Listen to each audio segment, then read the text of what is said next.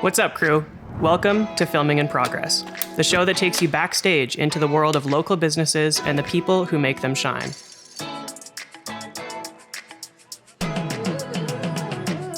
Today, we're thrilled to welcome Carolyn Berglund, founder and principal of Talk, a seasoned entrepreneur, and a dynamic communicator with over 25 years of experience across the corporate and consulting worlds. Carolyn's expertise in fostering meaningful connections and transforming workplace cultures makes her an inspiring leader in the field of communication. Carolyn, thanks so much for being here. Thanks for having me. Where are we? We're in my house. This is the epicenter of Talk in my office. That's where we are. And you have this writing on the wall behind you. Can you explain that? Yeah, so a lot of people think it's wallpaper. It's actually a mural. So my partner who had to put it up, there might have been a lot of F-bombs being put in when we're trying to line up the seams. It's a talk from To Kill a Mockingbird, where Atticus Finch defends Tom Robinson. And to me, it's the number one talk of all time. Why does it resonate with you? I think it's about, well, Atticus Finch is a man of great integrity and passion. My son's name is Atticus, so I'm really committed to this. And it's just defending someone that wasn't able to defend himself. So it's a book that you'll find a couple different copies in there. That just is my favorite book, my favorite speech. I love it. Have you read it? I have, yeah, I have. Yeah. Were you in like grade 9? Yes, I was, but now I need to reread it. So. You should. Yeah, you should. Awesome. As we were setting up, we've noticed all of the books in here. Obviously, you're heavily influenced by books. Tell me about that. Did that start at a young age? It didn't. In fact, I don't even think I read a book until I was in my 20s. And I would get the Coles Notes versions for English class. I think it was this book, actually. My sister had suggested I read it, and it really resonated with me, and it started me on this journey of reading books. And for me, and I know you saw downstairs, we kind of have a library. It has a real working ladder. To me, books are art. They're meaningful. And so I've always, or at least since my 20s, I've loved books and the contents of them. Amazing. And that goes hands in hands with speeches and talks. Obviously, you've written a book about that. Yeah. Tell me how that transition kind of came about. So it was New Year's Eve about 11 or 12 years ago. And my son was really small. And I was finding that I was losing my creativity. And so I came up with this idea kind of like just really quickly. What if I looked at speeches and kind of analyze them? So that's how that book is designed, is I take a speech, could be a famous one or not, maybe not so famous one, and I post an excerpt, and then I analyze it, and I blogged every day for a year. That's how that thing came to be. And it was a way of me putting myself in my own university to say, what makes a good talk versus a great talk?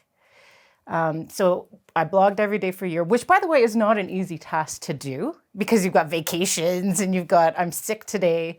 But I got a little bit of a following too, which was kind of neat.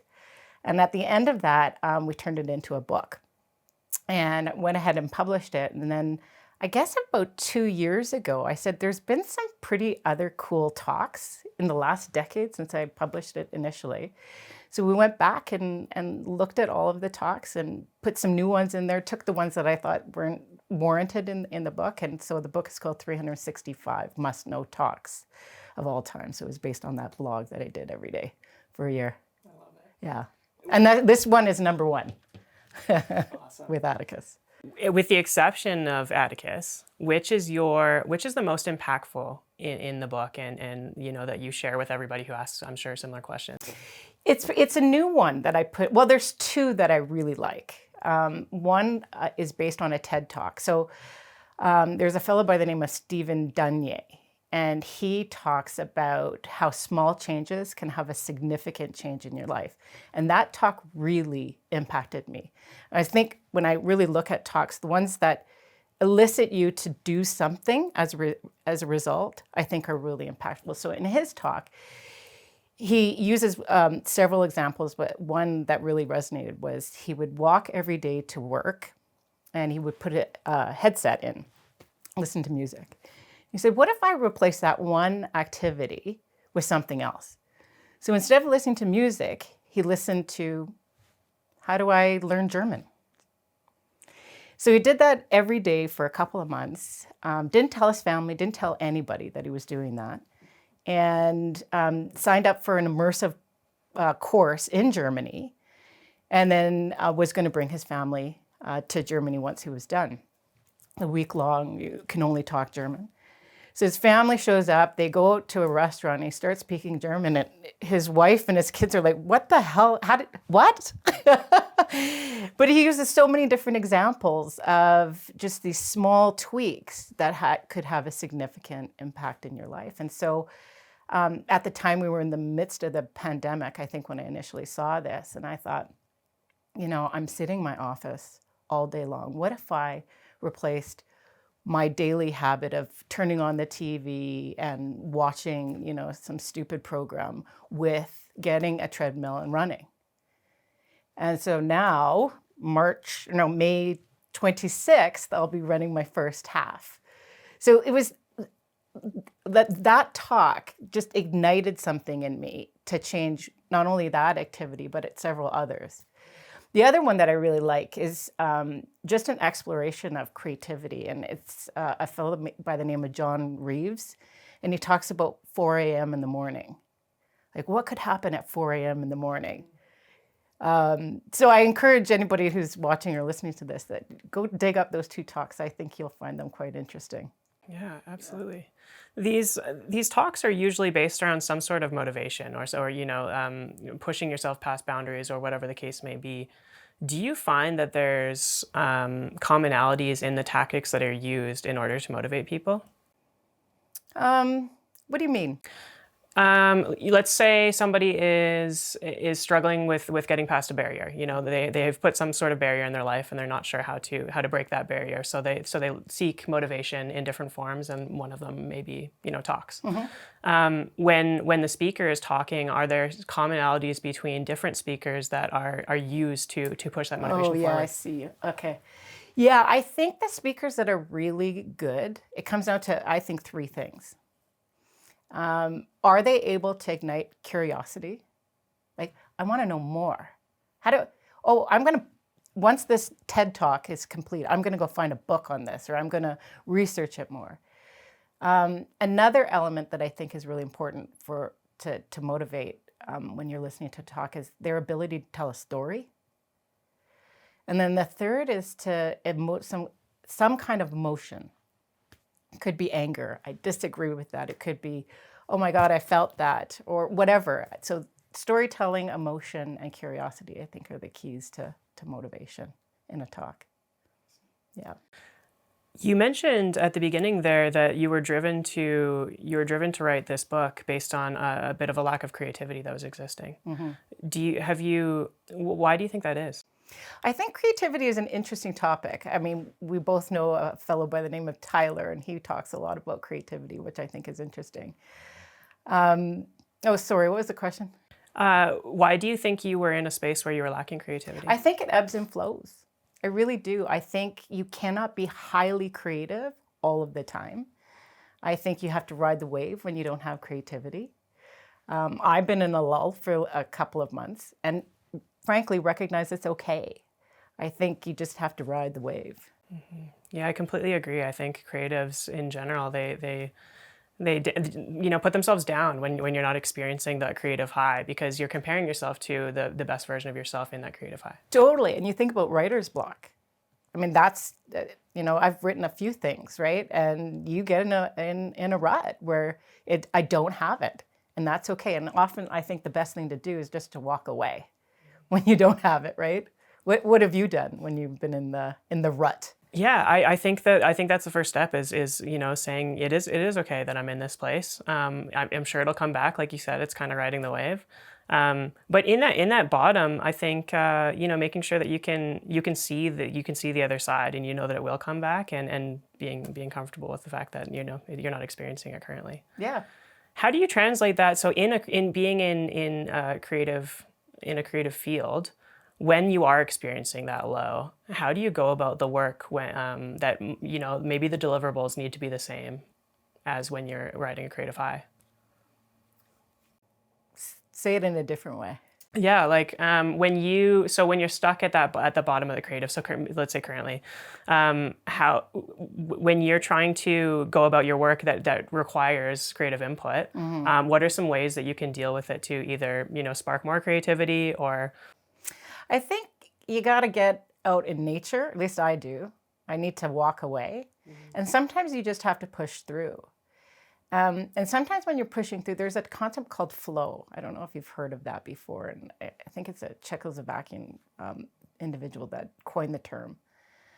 And he studied it. And it was like, have you ever been lost in something? Like whether you're painting or writing or doing work and you kind of look up and you go, 4 hours have gone past, right? That's this flow. And so we're all looking for that flow. But the reality is you can't manufacture that. You can kind of set the conditions that you might get into flow, but it's not a guarantee. Sometimes I'll just push through and say, I'm going to sit here, I'm going to doodle, and hopefully it'll come to me. So as an example, I'm doing a lot of keynote talks right now. And writing the actual talk. So I kind of have a process of how I organize my slides if I'm using slides and organize what I'm going to say. And I'm really challenged right now with this one talk that I'm preparing for. It's like, how does this? And I sat at that desk yesterday for a good 6 hours just waiting for it to come to me, and it never did. So today's another day, and we'll try again today. So I think it's just, committing to the process and knowing that I've done this so many times that eventually I'll get the reward of it coming back to me. Right. And that persistence, right? And Yeah. knowing that it will come back. Yeah. Awesome. Are you able to anticipate when you're about to go into one of those creative lulls? No, it's so cyclical. I think I know it will come eventually. I think that a lull is absolutely going to happen. I mean, we were all laughing in my house and in Talk Central how many Mona Lisas we can find, right? And I'm kind of obsessed with Leonardo da Vinci because he coined a phrase that I think is at the heart of creativity, and that is curiosita. He said that our real job in life is to be as curious as possible. And a lot of people think that Da Vinci, not that we're going to do like a history lesson here, but they think painter, right? And the truth is he only really painted a handful of things. He was an innovator. He was a sculptor. He was created some kind of canon. He figured out the Vitruvian Man, right? And the math around that. I mean, he was so much more. And so why these Mona Lisas are all over the place is it reminds me to be curious. And in that curiosity will erupt some kind of creativity. Mm-hmm. Yeah. Awesome. I read in your bio about disruption. You're big on asking questions and challenging status quo and that sort of thing. Why do you think that is?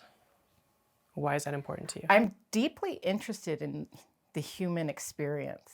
So it's kind of like the existentialism. Like, what is the meaning of life? Why am I here? Like, I'm always asking those questions. And so I'm not a massive fan of small talk. I mean, I'll do it. Obviously, I'm an extrovert, but that is only the entryway into actually having a deep and meaningful conversation. I think everybody has a story. You have a story. I know we've just met. And I think if we can throw away that mask that we all put on and lower the waterline to get to really know each other, that's why we're here, is to get to know people and learn from other people. And I don't think you can really do that without challenging and having meaningful conversations, deeper conversations than the shit most people do every day. Absolutely. Yeah. Are there tactics that you use to kind of break that barrier and get past that initial, mask that people put on? Yeah. It's really easy. It's listening.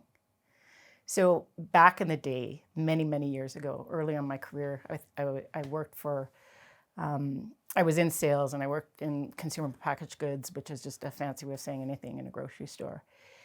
And one of the gentlemen that I worked with at Kellogg's, and talk about serendipitous moments. This was one where he suggested that I take a program called Dale Carnegie. So I took the program, became what is called the graduate assistant. Then I taught the program for a number of years. So I've read all of Dale Carnegie's books many, many, many, many times. And there's one story that he tells and how to win friends and influence people. By the way, I'm not connected to that organization at all. I'm not trying to sell something. But he tells a story of Dale Carnegie goes to a party.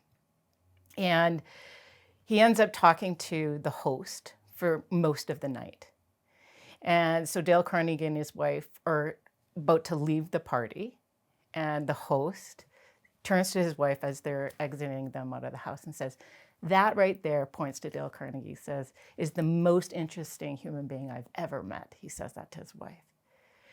They leave and they get in the car, and Dale Carnegie's wife said, "What the hell were you guys talking about?"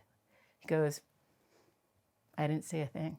I learned that he was a botanist. I showed genuine interest and appreciation for having the party.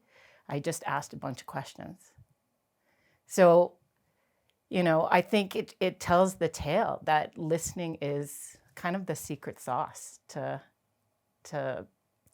unearthing that mask, getting to know somebody, doing all the things that you're doing. Like you've got the body language cues going, eye contact, all of that stuff. What have you found? About listening? Yeah. I agree completely. Yeah. I think, that's how you learn, right? And the smartest person in the room is the one that's asking the questions and just listening intently, Yeah. and not to compare rooms, but Yeah. that 100%, I think, and realistically asking the right questions and learning things that you don't know. I think the smartest person is the one that acknowledges that they don't know anything. Totally. And they're curious to learn, as you alluded to. And what you're doing really well too, Hayden, is that we all go into mental vacations, right? Even though someone might be staring at you, you can tell when someone's kind of left their body. Oh shit, don't forget to pick up the milk, or oh God, I got to do this later. It's staying in this, what I call level 1 listening, super hard to do, but so important if you actually want to develop meaningful relationships. Yeah. Do you think it's a lost art that people are kind of forgetting to listen, and people are comfortable speaking, a lot more comfortable speaking than asking? Well, one of the talks I'm preparing to do right now is how communication has changed in this on-demand culture. So that's where I was sitting at the desk going, okay, how am I going to organize this? How do I say this, right? And I think listening is an art form that we are slowly losing. And I think we're also slowly losing the ability to talk to one another. You got these phones in our hands constantly. TikTok, I want to watch a movie, I can do that right now. Like you don't have to tape anything like back in the day. You can, if I wanted a burrito right now, we could pull it on my phone and we would have burritos. So what are the implications of our attention spans, our ability to communicate with one another, our ability to listen, which are art forms? So I was kind of making fun of small talk, but that's really important. It's the gateway into having a conversation. A lot of the people I interact with now don't know how to do that. There's a real problem with that.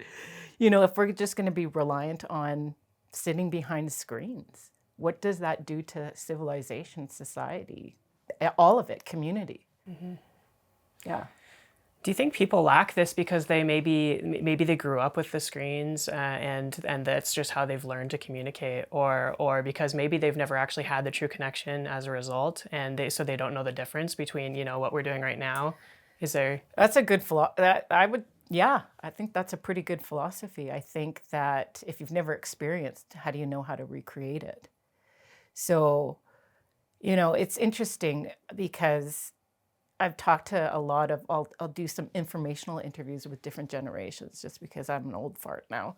But just to get a sense of how they communicate. And I talked to someone not too long ago, was 19 years old. This is when I was I said not too long ago, this is when I was actually in an environment, in a business office. And I brought him in, again, just to have a conversation. I said, so what do you think about like working somewhere here? He says, are you kidding me? I'm not showing up for 9 hours under these fluorescent lights in these 4 walls for what? Now, I'll work for you, but I'll tell you what, you tell me what you need. And if I go and do it in Tuktoyaktuk, that should be fine enough. So it was interesting because this generation, Gen Z, just approached the world differently. I'm not saying better or worse, it's just different. And I think the skills that they bring are different. In a lot of ways, I actually think they're much smarter than my generation, which is X, because they kind of are not falling prey to showing up 9 to 5 and doing all that stuff. But there's some challenges around communication and listening for that generation that they're going to have to work on. Definitely. Do you think it's like a pendulum where there will become a point where everybody's, let's use the phone example. That's the primary method of communication, and so at that point, they've forgotten how to converse, they've forgotten how to listen, and that will become a realization, then it'll swing the other way? Or do you think it could just actually die as a method of communication? You mean face to face? Yeah. Yeah. I unfortunately do think that there's, not to be melodramatic, but I do think that we're losing that. I'll give you an example. I was talking to a friend of mine via text. I actually haven't talked to for a couple months. And then I'll watch my partner as an example. He will pick up the phone to talk to his friends. And so it's interesting how different that is. But I think texting with your friends is probably more common than someone calls you, you kind of have this angst, like, what are you doing calling me? Is this a 911? Like, what's going on? Is it something urgent? You don't think the phone ringing is normal anymore. So I think how we communicate is just changing and increasingly changing over time. Yeah, you talked about it with your burrito example, which is it ultimately comes down to convenience, right? Mm-hmm. So I think you're absolutely right, and I think when people are texting, for example, it's a very quick exchange, and I send this in 5 seconds, and I don't have to deal with it until the next time I look at it. Where a phone call requires time investment, yeah, right? As does a conversation like this. So I agree completely. But it's more than even time. I mean, it takes energy. Hi, how are you, right? Like inflection and body language and all of that stuff is much more difficult than passively, throwing your thumbs around. Mm-hmm. So it's more difficult. So listening, obviously key. I love it. Yeah. Your business is called Talk Talk. It is. How did that name come about? Okay, this is gonna age me. First of all, I like the double words. I like that. But it was really inspired by a band in the 80s. And that band is called Talk Talk. So go look it up. If you haven't heard of that band, I'm sure disembarked many, many, many years ago, but they had a song called like It's My Life. And so it was kind of inspired by that. Awesome. And I think it's kind of cool. It's kind of you can kind of figure out what we're all about just by the name. Right. Yeah. So consulting, how did you first get into consulting? Yeah, so coming out of university, like I mentioned, I was in sales for about 10 years. I worked for Kellogg's and SC Johnson, a family, and a company by the name of Cadbury Adams. And so there's pivotal, weird moments in one's life when you kind of look back. And one of the weird, pivotal moments in my life was I was about a decade into that journey, and I got a promotion while at Cadbury Adams to be on a global sales team. And so we were talking about airports earlier, seen them all. I would teach other account managers how to be better ones in training. But I met an individual there, I think I was 30 at the time, who was a consultant. And I thought, well, she's just cool. She would swoop in, say a bunch of stuff that was actually really helpful, help design curriculum. She'd swoop out, and she didn't have to work for a company. She would work for herself. And at the time, I don't know if I was consciously like, hey, I want to be that when I grow up, but I thought that was cool. And so fast forward several years after, I found myself in a position where I could have my own consulting practice. So I did that for a number of years, went and got myself a divorce, had a small kid. And so in the consulting profession, you have good months and you have some not so good months. And so I needed a stable income. So thus then I enter into one of the big consulting houses. And I did that for 8 or 9 years. And it was an interesting environment to work in. Let's just put it that way. It's all the politics that you got to deal with, some pretty unhealthy teams. But what I did learn was how to make clients happy. And I gave it my all while I was at that organization. And so I kept on saying in the back of my mind, what if I could do this on my own? What if I could do this on my own? And resurrected it about 4 years ago. And so I think I was joking with you guys earlier saying that if I ever have to go back into the big consulting house again, like, you have permission to shoot me because it means I'm miserable, right? I never want to go back. It, for me, is that blend of all the things that we're talking about. Being creative, never had time to do that in the big consulting house because it wasn't a quality that was nurtured at all. It was like, this is the process, plug and play, and I get to customize and be creative and work with the people that I want to work with, and even turn away business that doesn't feel like it's congruent with my values. How do you determine what business is congruent with your values? I'm sure there's a, for lack of better terms, application process or process that your potential clients would go through to be able to access you. Yeah, it's easy, super easy. And it's really the core of who we are at Talk Talk, and it's kindness. If I see any semblance of unkind behavior, so oftentimes in consulting, you'll be treated kind of like the hired help. I want to be in partnership. I want to be treated kindly. I'm going to treat you kindly. So it comes down to that. If I get a sniff that this is going to be a transactional kind of interaction, I'm not really interested. I'm here to change the world. I know that sounds really big, but in my own little world, I'm here to help make it better. So we pick and choose who we want to work with. I love that kindness. I think the world needs more of the criteria as kindness kind of attitude. That's it. And even the people that are on my team, it's the thing I dig around, like in that introductory discussion, is who are you?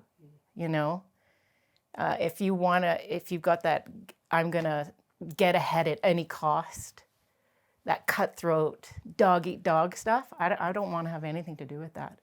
I'm here to support the people that work with me, and and there's no room. Here's the thing. Like, someone asked me the other day, like, what do you do, Carolyn? And normally I would say, like, I'm a consultant, leadership, public speak, like all of that. And I found myself saying, I teach others how to be nice to each other. I teach kindness. That's in essence what I do. So any of the leadership problems that I see, or team problems I see, I do some mediation. It's because people have forgotten that everybody has a story. They've forgotten that the person that's in front of them has a whole bag of stuff going on, good and bad. If we can rip that away, rip the mask off of, hey, I'm going to pretend to be this today, and just see each other for human beings having a human existence, then you have to be kind. There's no other alternative. So it's kindness. Yeah, you said that kindness, in another talk, you said that kindness results in organizational transformation. Yeah. So just to expand on the kindness idea, do you think that in kindness we naturally have a interest in lifting that other person up, and so collectively we all kind of move upwards? Yeah, I think you're onto something with that. I think. I honestly think it's pretty rare too. See, when you interact with someone who is being genuinely, I'm here to be nice and to help you, it's kind of odd. Like, here's another example. Like, you've seen the movie Mean Girls? I've seen bits and pieces. Yes, I think there's a lot of snippets that go around. Yeah, and it's real, right? And so women can be quite mean to one another. And it's a learned, strange behavior that you learn in junior high, and it continues into adulthood. And anybody who says that it doesn't exist is lying. And I know there's other things with being whatever, other genders, right? But so when you interact with other women and you actually show genuine appreciation, kindness, all of that stuff, it's foreign for a lot of individuals. And so, and it's uncomfortable and it's different. So yeah, I think if people could kind of meditate every morning, as do I, it doesn't mean I don't have bad days. I mean, shit, I have bad days. Are there days I'm unkind? Yeah. But I do set that intention every day that I'm going to show up and be kind to those that I interact with, such that I hope that that somehow rubs off on them, and then they can extend it to somebody else. Because of that barrier, that mask, that wall that we're talking about, and maybe the fact that it is a little bit abnormal for people to experience kindness in its true form, is it ever met with resistance? I think it can be met with trepidation, like, what the hell are you doing? And more like, why is she being nice? What does she want? That kind of thing. Which is really about the other person's stuff, I think. But yeah, I think it can be met with resistance. And I think that's where building trusting relationships is so important. Real, trusting, authentic relationships. But yeah, no, I've interacted with people before that clearly haven't been treated very well and don't know how to receive when they are being treated well. Mm-hmm. It's met with confusion. Yeah. How do you navigate that as the person that is being kind, and you're met with this unsurety of how they even respond? Maybe it's because, like you said, they haven't been treated well in the past, whatever the case may be. How do you translate that to somebody who doesn't necessarily understand it? It's funny, before you guys got here, we have some T-shirts that we do, and I put little phrases on them and stuff, but then I got coffee on it, so I had to change it. But this quote is, I don't know if I can say it's mine, but I've decided to coin it as mine. It's, you teach others how to treat you. So I can't control what you're going to do. I can only control what I'm going to do. And part of how I'm going to treat you is with kindness, and I hope that it's going to come back in return. But you can't force anybody to do anything that they're not, that they don't want to do. Yeah. So with kindness being the base of what you do at Talk Talk. Yep. And you talked about that being also your criteria. Yep.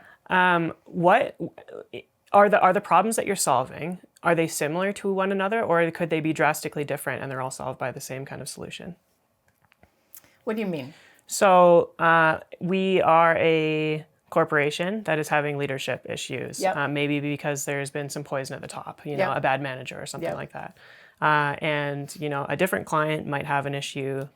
Let's say, maybe it's just an individual. Maybe it's an individual that's, looking to having troubles marketing themselves or something like that.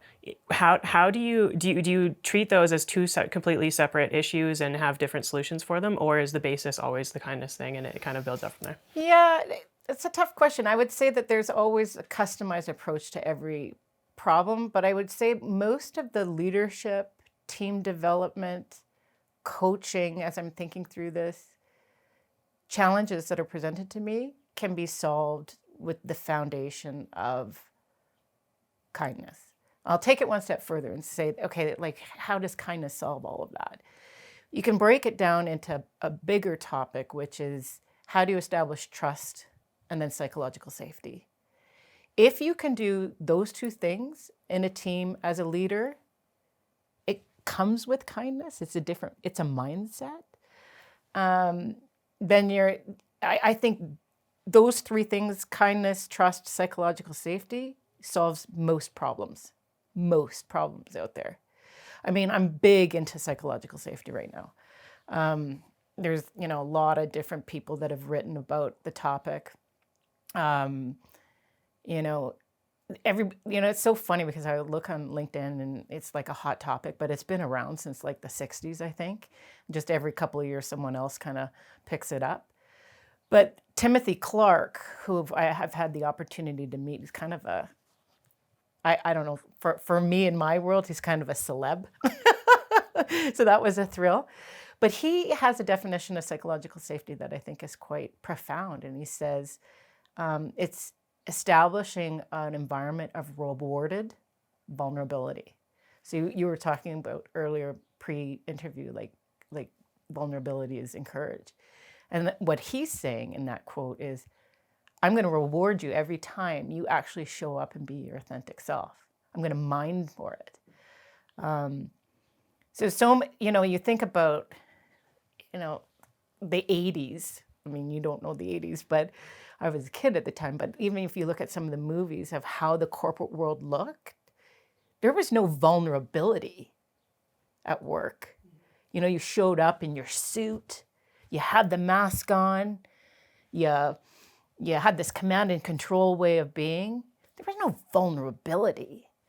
Now, I think that's the desired end goal in any organization is to, wouldn't it be great if you got to show up and be your authentic self every day? Most people don't get that. Most people don't have the luxury of showing up to whatever their world is and being authentically themselves. So that comes from leaders setting the tone and psychological safety, admitting when there's mistakes, and I can just be myself. Why do you think that is, that there is that barrier to not wanting to be vulnerable? Ego. Yeah, power and ego. So some of the worst leaders I've seen, and I'll tell you, I've seen a few. Sometimes they're the ones I have to coach. It's all about, I'm powerful. I'm the smartest voice in the room. I'm sure you've had some pretty shitty bosses in your time. And my guess is those shitty bosses, as you're thinking about them, I'm thinking about mine too, had some kind of power play that they wanted to be the smartest person in the room. I just don't think that washes anymore. What do you think? Yeah, I agree completely. And I think that's typically based, in my experience at least, in their own insecurities, right? Sure. Right. And I think, that will definitely translate to everybody in their organization, which makes me wonder. To fix that situation, or at least move in the right direction, is that to address that person's, rather than addressing, let's say, the employee who's coming in with this mask on because they aren't psychologically safe. Yep. It's better to address potentially the insecurities of the person that you need to coach on the higher end, on the management side. Mm-hmm. Is that accurate? Yeah, I would say. I mean, it's a process. So whether I'm doing leadership work or executive coaching, one of the things that I won't take on assignment, I won't do an event. Let me bomb in and bomb out. Keynote talk's different. We can talk separately about that. But my leadership work, I have cohorts that I'm with for 18 months to 2 years. The executive coaching stuff, I will not take anybody on with anything less than 6 months. And the reason behind that is it takes a minute to develop a relationship with these people. It takes a minute. So most that we talk about coaching, where we start generally is, who are you? So that might be some kind of assessment tool. I don't care what assessment tool you pick, but it's a way of looking inward, right? It's kind of, a lot of people think these like Myers-Briggs or DISC or whatever. It's like Scorpio rising with Virgo in the whatever, right? They think it's some kind of astrological horoscope. Sure, I'm not going to defend it that big, but what it does do is I get to shine the mirror on you to say, this is who you are. Do you agree? And start unpeeling that you might be looking this way. You might be presenting yourself this way. What do you think about that? Is that how you want to present yourself? Is this, power person? Right. And some people just don't want to hear it either. Some people aren't coachable. I haven't seen a lot of that. Most people will become vulnerable over time and admit what they're good at, because we all are good at something, and what we're not good at, because like I always say is perfection doesn't exist. If you've met it, like, please introduce it to me, because I'd like to interview them. Yeah. Right? Yeah. Yeah. Yeah, when you're dealing with these people that, I mean, I imagine typically in these scenarios, these people that have these egos that are, poisoning or being in a toxic environment, whatever the case may be, they're typically reaching out to you for your help. No, you know how this usually works? Is their boss says, go fix this person. Because they're toxic. I would say 9 out of 10 times, that's how they come to me. And a lot of times, after I talk to the person, I'll turn them away because they're not ready. They're not ready to do some of the hard work. Sometimes I'll take it on as a project just to see if I can. But that's generally how it comes, is the boss is like, you're getting a lot of like negative feedback or constructive feedback about this individual. I'm at a loss to how to help him or her. You want to give it a shot. Right. So they're resisting that help because they weren't the ones that called for it in the first place. Correct. So it's kind of this, I'm in prison. Am I going to get fired if I don't? Like, it's all of that stuff.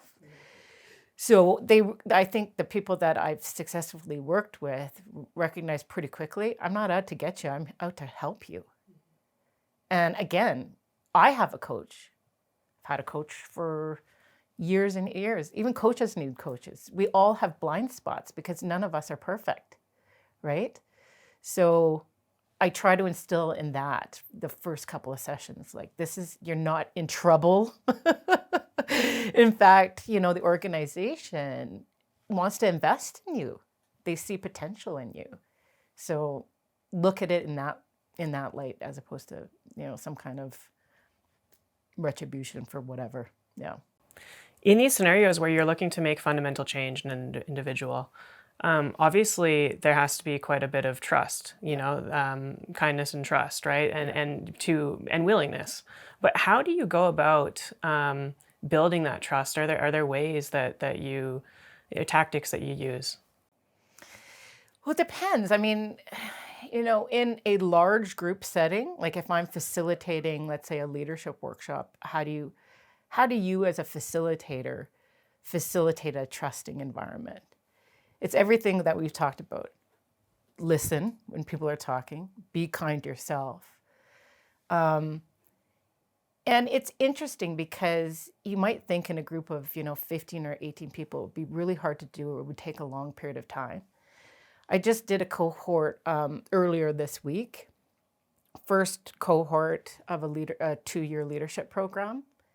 And it took about 10 minutes. Like, I could see the environment change from 0 minutes to 10 minutes. And I think it's just showing up and being real. So I'm sure you've been to different training or workshops or whatever, and the person at the front of the room, the smartest person in the room, again. So I also will be very self-deprecating that I'm not the smartest person in the room. They'll stand there with their PowerPoint slide with a bunch of words on there. Got to get through the curriculum. And I think in my workshops, I'm quite malleable about what's going on in the room. Now, certainly, I've been contracted to teach you something, but you're actually going to learn more from each other than you are from me. So I think coming into that room with that tone, but also encouraging people to check. If you're disagreeing with me, please do. And I'm going to reward you for that. Mm-hmm. Rewarded vulnerability. Someone shows up and be vulnerable, man, I'm going to reward you for that. So it's setting the tone, and it's not that hard if you take the arrogance out of it. If you take the ego out of it. If you take the PowerPoint out of it, right? And one of the things that I've struggled with Talk and scaling is finding other people that understand that can facilitate my programs. We have a great team. I have lots of people that can do it, but I'm always on the search for more facilitators that understand this ain't about you. I know you're the facilitator, the trainer, the whatever, but you are of service to the people that are in your classroom. Your job is to make sure that they walk away a changed person. That's a pretty big responsibility. So a lot of people don't get that. They see it as some kind of PowerPoint, let's get through the curriculum, let's do a couple role plays, which I know you love, right? And then, bomb in, bomb out, big event. It's interesting because you'd think that would be kind of a fundamental to being a successful consultant, is dropping the ego at the door. Yeah. I think that's why a lot of consultants in this space aren't successful. There's a lot of independent consultants, small business owner consultants in this space that don't do very well, and have to go back into the corporate world, right? Because they fundamentally don't understand that value is one of the most important values you have to have, is that it's not about you, you're of service, it's about the individual. You got to live and breathe that. And I'll do anything to reach every person in that room. And that's another thing, like you can't, one of the things I say in leadership programs, you can't lead en masse. So I've got my way of leading, so I'm going to lead everybody the same way. You've got to lead to the individual. The same goes for facilitation or coaching, whatever. I have to alter my style to appeal to every single person in that room. So I still authentically am myself, but I have to learn how to, like if I'm talking to a severe introvert as an example, I better tone it down because I'm going to be overwhelming to that individual. Still being myself, but altering my way of communicating, interacting such that I become more appealing to that other person. And it's not from an arrogance perspective, because if I'm more appealing, maybe that's the wrong word, we'll have a better interaction. They'll open up more. I'll get to learn a little bit more about them. All the stuff that we talked about, you want to have authentic conversations with people. Yeah. I find that super interesting because, I mean, you talk about it from a perspective of, let's say you're speaking on stage to 500 people, right? Yeah. You don't know every person in that room, what they're going through, et cetera. Yeah. Unsimilarly, like a one-on-one conversation, you and I will learn a lot more about each other and be able to translate that into something tangible or something that makes sense for each other very quickly. Mm-hmm. But also, going back to the trust idea, I can build trust with you very well and easily when we're having a face-to-face conversation. But maybe when you're in the audience listening to somebody speak, it's harder, right? Because it's not individualized. Yeah, it's just different. I think I've done keynotes for many, many, many years, but this year I've really put a focus on that. So I'm really focusing on keynotes in particular. And again, it's not about look at me on stage. Oh, wasn't that fantastic? It's because as I get older, I think that my message is important, and that's how I'm going to reach more people. So when I'm on stage, I know when I'm connecting, when I'm being vulnerable. So when I'm telling a story, you can feel the energy. It's funny, I'm working with a coach on energy right now, and so I can feel the energy in the room, particularly when I've told a story that has resonated. So what some people that don't do keynotes might not know is that you're standing on stage, particularly a larger keynote, and you're being lit. And so you can't really see the audience. You might be able to see the first row, which is such a gift if you can, because you can connect with certain members and see if what you're saying is resonating. But even if you can't, what I've observed, particularly in the past 6 months, I can feel it. Oh, that hit, because I'm now getting emotional. Whatever that emotion is, it could be sadness, it could be anger, it could be, I'm connecting through the human experience. People connect with other people's energies. Mm-hmm. So it's less about, and when we talk about talks, I mean, the talks that land really poorly are the ones that are all about the speaker. Again, I'm there, I'm honored to be there, to speak, to be of service to the people that are there. No other reason. And so if you have any other intent going into a talk, let's say you decided that you have to, or you've been asked to give a talk, if you have any other intent behind it than to be of service, you shouldn't be doing it. Because that's just going to land with a clank, right? Mm-hmm. And arrogant. And I don't know if you're seeing a theme there. That's probably the through line, one personality trait that I really can't stand. Arrogance. Yeah. How about for you? I'm curious.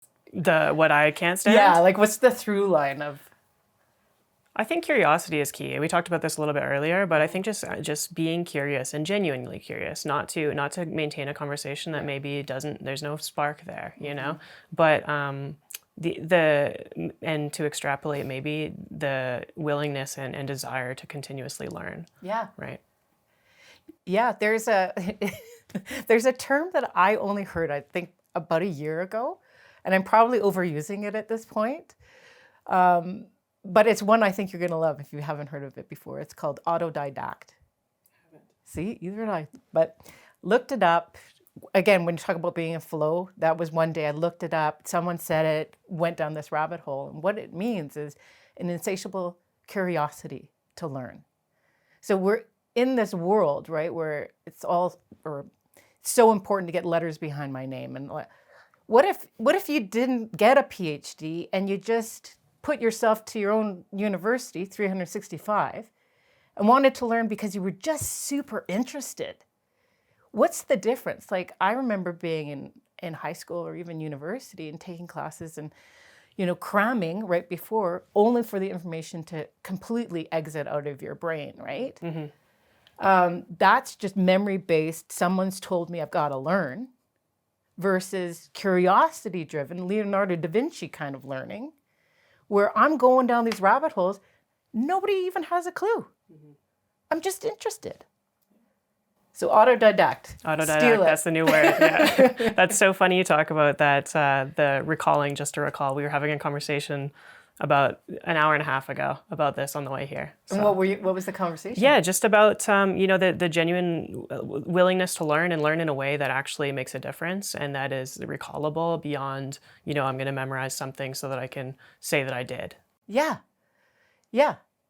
Yeah, it's and when you hit someone that maybe not heard the term autodidact, but has an insatiable appetite to learn, I don't care if they're learning about fishing hooks or Mona Lisa, or I'm interested. And that bring us back to Dale Carnegie. What did he know about botany? Was he interested? Probably not. But when someone is just genuinely interested, they're interesting human beings. You're working with these people closely, right? And whether it be speaking on a stage or whether it be one-on-one coaching, like you mentioned, like even when you're on the stage, you're paying attention and looking to connect with these people. Yeah. That comes with, I imagine, can be very mentally draining. You're also, especially on the one-on-one coaching side, you're taking on their problems that are beyond, their business problems because they're likely stemmed in personal problems. Yeah. What's your barrier for dealing with that and ensuring that you don't become overcome with everybody else's feelings? Yeah, that's a good question. I think at first I'm just so grateful to have been given the opportunity to work with these people. And I've had enough success in my career of helping people genuinely that I know what's possible for them. So I'm almost able to detach from, do I feel what they're feeling? Sure. Am I an empath? Yes. But I don't take their problems on as my own. And I've learned how to do that over time. And is there a prescription to that? No. I'm able to kind of turn that off. Where early on, I think, I was probably crying in there with them. Wasn't able to detach. So I don't know how I'm able to do that, but I over time and through practice, I just don't take on that energy into my own personal sphere. That's super healthy. I can imagine the opposite would be quite catastrophic for an individual. Yeah, and I've seen it, right? I've seen other coaches burn out, and it's precisely for that particular reason, We haven't really talked, or maybe we talk about teams and the fact that they're in crisis right now. And that brings another energy, right? Like when you're in a room and these teams, like I come in and I'm supposed to somehow mediate two teams hating each other and all that stuff. There's a lot of energy there. But yeah, somehow I don't take that home at night anymore. Used to. Mm-hmm. Yeah. Do you have to put a barrier in place for, when you really do connect with these people? I'm sure they feel like you're now their best friend. You're now their confidant. And sometimes they become that. Yeah. So sometimes I work with people, and here I've told you I was one of the big consulting houses. And just by the nature of what I've done, I've become close friends with some of my clients. It just happens. And one of the colleagues that I was working with at the big consulting house, she said, like, I don't think you should do that. And I remember taking that in, like swallowing that feedback. And then a couple days had passed and said, well, why not? Again, we're all human beings having a human existence. There's some people you dig more than others. That's how you make friends. What's the big deal? And she had this whole thing, well, you don't want to cross any lines. And I don't agree. I think once the work is complete and you want to continue a friendship, then go for it.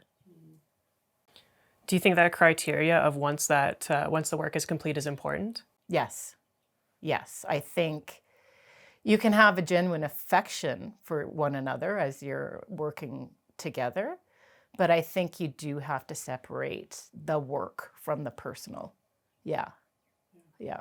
Has there ever been a scenario where there's been a line crossed potentially by a client of yours? And I don't, an example may be that maybe they called you on an off hour or something like that. And how do you deal with that? Well, you teach others how to treat you. The T-shirt again, right? If that has happened, I think you just call it the behavior. I think somehow we're afraid of providing feedback and constructive feedback. I don't know where that happened. I think people get uncomfortable. I'm not uncomfortable providing constructive feedback. And if it is crossing the line, I'm pretty clear about that. So I think it's just being clear. This is not okay. And this is why. People are very open to receiving feedback, by the way. That's another topic, but I don't get it. It's just feedback. And usually feedback comes from that person having some kind of blind spot. No, you can't call me at 11 o'clock at night or whatever it is. And sometimes I do call and it's completely appropriate at 11 o'clock at night, right? Like it's okay. Like my boundaries are very different depending on who the individual in which I'm speaking about.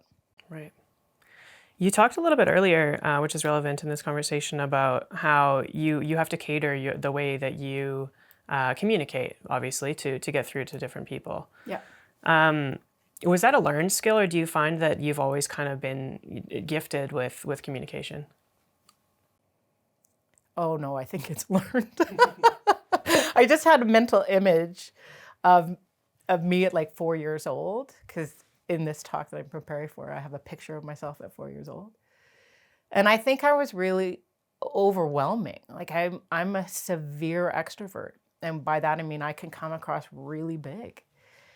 And I think it's through some of so to give you an example, in the leadership work that I do, the first thing that we do, as we were just talking about, assessments, but it's really about who am I?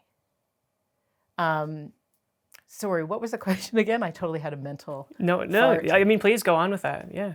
No, but what was the question? I'm trying to... It's about learned communication styles. Right. Yeah, it's around assessment tools and like, who am I? Oh, and then, yeah, and so I had to learn. And honestly, it's through feedback that I've probably gotten through one boss who happened to be my favorite, who said, you were too much there in that call. And I'd be like, what? So it's introspection to recognize how you're being perceived. And we're all being perceived in a certain way. So I think it comes down to, I think, years and years of introspective work, difficult introspective work, where you recognize that you can't, you have to modify your communication strategy depending on who's in front of you. You have to. And that's how you build trust, psychological safety, all that stuff. Absolutely. Yeah, it goes hand in hand also with the idea that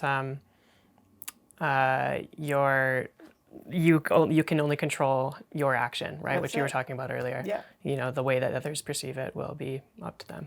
It really will. Yeah. Awesome. What's next for you? What do you have going on? What are your 5-year plans, 10 years plans? Yeah, so I'm going to continue playing around in this keynote space in a more profound way. I've really bucketed time, energy, flow, curiosity to really get better at that art. I've hired a public speaking coach, even though I've been doing it for years. So I think even when you've written a book on it and you've done a bunch of keynote talks, everybody can get better. So that's going to be a deep focus, or continue to be a deep focus for me. I have in infancy a sister organization to Talk, and that is called the One Stop Special Needs Shop. It's a long name. It's intended to be. And where I want to go, and hopefully in 5 years that will be the case, is we will siphon the profits from Talk into that sister organization. And so I mentioned I have a son, Atticus. He happens to have a severe disability. So for him, doesn't walk, doesn't talk, all that stuff. And when you're born a child like that, you realize how overwhelming that can be. Like, where do I get a wheelchair? Did you know a wheelchair was 10 grand? Like, where do you get AFOs? Like, all of this stuff. And I remember being in the hospital with him early on and looking at some of the other parents and thinking, if I'm finding it really difficult, and I think I'm a pretty intelligent human being, then others must be finding this really difficult as well. So the inception of this sister organization is I'm taking my business acumen and applying it to that. So you'd be awarded, or you'd be given a consultant, and they will walk you through the journey from spiritually, emotionally, physically. You don't know where to get that funding. We're going to help you with that. And it will be a profit organization. So for those that want to pay for the services and can, they will. But for those that can't, you don't pay anything. So that is really why I've resurrected Talk, so that I can build the successful little business, which thankfully it has been, and do this more philanthropic stuff in return. I love it. I love it. There's such a need for that. It's an unknown, right? It is an unknown. And I think, in the disability world, a lot of average people, typical people, whatever word you want to use, don't see a lot of disability out in the universe because it's hard. It's hard to take someone to the grocery store in a wheelchair and all that stuff. And so a lot of these people don't really move. But I'm trying to bring it more to the fore because I think it's a community that deserves some acknowledgement and some voice. It's hard. It's hard to be a parent with a kid like that. So hopefully we can help some other families. Amazing. Yeah. And is that limited to the Calgary limits, or are you, is it open? Well, we're still exploring. Okay. We're still exploring what that might look like. I mean, we'll start here because every province actually has kind of different sets of rules around disability and different resources and tools that you can access. But we'll start here. As an aside, I think I was telling you, I took up running in the last year, and we just ordered one of those fancy, swanky running strollers for Atticus. So I can't wait to get him out there and introduce him to a lot of the neighbors that he doesn't get to see very often. Yeah. Amazing. Yeah. What does success look like to you? I think it's just that. I think it's getting to a point in your life where you're giving back. It's not about the stuff. I don't need a bigger house, nicer car. I don't need more. Well, of course I want more money in my bank, but you know what I mean. I don't need any more stuff. What I want, kind of on my deathbed would be for me to look back and say, there was meaning there. Like, you did contribute in some kind of meaningful way to other people's lives. What do you think? About you, or? No, you. Similarly, I'm success to me is constantly learning. If I learn something every day, if I can, sit down in my bed at the end of the night and be like, I learned that and I can resonate with that, or I can use that tactic going forward, or whatever the case may be. That's me. That's what I'd like to do is make sure that I'm learning something every day. Well, it sounds like you are, right? Trying. Yeah. Mm-hmm. Mm-hmm. Yeah. Where can we send people to follow along your journey? Yeah, so we've got a website, talktalk.ca. LinkedIn, all the socials. You can find me under the Talk Talk banner. Yeah. Awesome. If somebody was struggling with communication, what would be your single piece of advice to them? Listen. Stop talking. Stop talking. If you're having a communication problem, listen. And I would say listen and find a way to be authentic. Drop the mask. Do those two things, your communication improves exponentially, I promise. I don't make a lot of promises, but those listen and be yourself. Yeah, stop talking. Thank you so much. I truly enjoyed this conversation. I can feel your energy and the communication tactics, so much to be learned. So thank you. It was my pleasure. Thank you, Aidan.